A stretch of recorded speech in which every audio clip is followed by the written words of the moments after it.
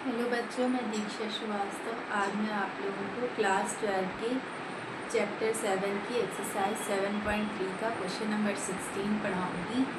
Question number 16 है 10 की power 4x। ठीक है, तो इसे हमें x के रिस्पेक्ट में इंटीग्रेट करना है, लेकिन x के रिस्पेक्ट में इंटीग्रेट करने के लिए इसको हमें सॉल्व करना पड़ेगा। लेकिन इंटीग्रेशन में तो ऐसा कोई फॉर्मूला होता नहीं है, तो इसको क्या करेंगे, हम तोड़ लेंगे। जैसे ये 10 की पावर 4x² है ना, इसका dx है, तो इसको लिखेंगे 10² x इंटू 10² x dx। अब 10² x हम जानते हैं, 10² x इक्वल टू क्या होता है, sec² x -1 ये होता है। तो ये लिख देते हैं और इस 10² को ऐसे ही रहने देते हैं। ठीक है, ये हो गया। अब क्या करेंगे, इस 10² x का अंदर मल्टीप्लाई कर देते हैं, तो ये हो जाएगा sec² x 10² x, और इस इंटीग्रेशन को भी डिस्ट्रीब्यूट कर देते हैं। ठीक है, dx माइनस 10² x dx। ठीक है, अब ये 10² x है, तो इसको फिर से क्या लिख सकते हैं, पहले ये लिख लेते हैं sec² x 10² x dx minus, इसको लिख सकते हैं sec² x -1 sec² x -1 dx। ठीक है, अब ये तो आसानी से इंटीग्रेट हो जाएगा, लेकिन इसको कैसे इंटीग्रेट करेंगे, तो इसको I1 मान लेते हैं और इसको I2 मान लेते हैं। ठीक है, तो पहले I1 को सॉल्व करके देखते हैं। ठीक है, तो I1 क्या है हमारा, sec² x 10² x dx। ठीक है, तो अगर हम इसमें 10x को सब्स्टिट्यूशन मेथड से कर रहे हैं, अगर हम इसमें 10x को t लेते हैं, 10x is equal to t, तो इसका डिफरेंशिएशन क्या होगा, sec² x, और इसका dt/dx, dx इधर आ जाएगा, इज इक्वल टू dt। तो sec² x dx is equal to dt, यानी ये दोनों मिलके क्या बना देंगे, dt, और ये 10² x क्या है, 10x है t, तो 10² x t², और ये दोनों dt।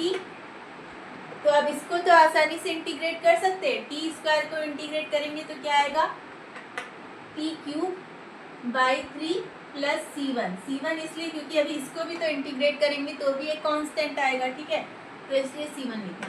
अब t³ t क्या है हमारा 10x, तो मतलब 10³ x हो जाएगा /3 प्लस c1। ठीक है, ये आ गया हमारा I1 का इंटीग्रेशन। अब I2 क्या है हमारा, I2 है sec² x -1 dx, तो इस इंटीग्रेशन को डिस्ट्रीब्यूट कर लेते हैं, तो sec² x dx -1 dx। ठीक है, तो sec² x का इंटीग्रेशन क्या होता है, 10x, तो ये हो जाएगा 10x, और 1 का इंटीग्रेशन क्या होगा, किसके रिस्पेक्ट में इंटीग्रेशन कर रहे हैं, x के रिस्पेक्ट में, तो वेरिएबल क्या आ जाएगा, x प्लस c2। ठीक है, अब हमारा I1 भी निकल गया, I2 भी निकल गया। ठीक है, अब इसमें इसको सब्स्टिट्यूट कर देते हैं, तो इसका इंटीग्रेशन क्या आया है, इसका इंटीग्रेशन आया है 10³ x /3 प्लस c1। ठीक है, और माइनस इसका इंटीग्रेशन क्या है 10x, क्योंकि माइनस लगाया आगे तो ये प्लस हो जाएगा, प्लस x माइनस c2।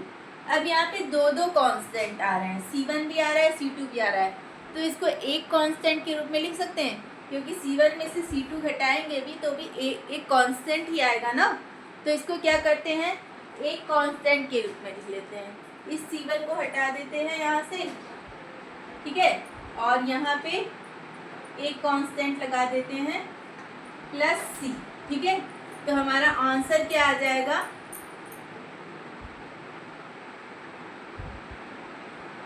तो हमारा इस जो ये I वाला इंटीग्रेशन है, इसका आंसर क्या आएगा, 10³ x 10³ x /3 minus 10x plus X plus C. ठीक है, ये हमारा आंसर हो जाएगा। इसको आप लोग नोट कर लीजिए।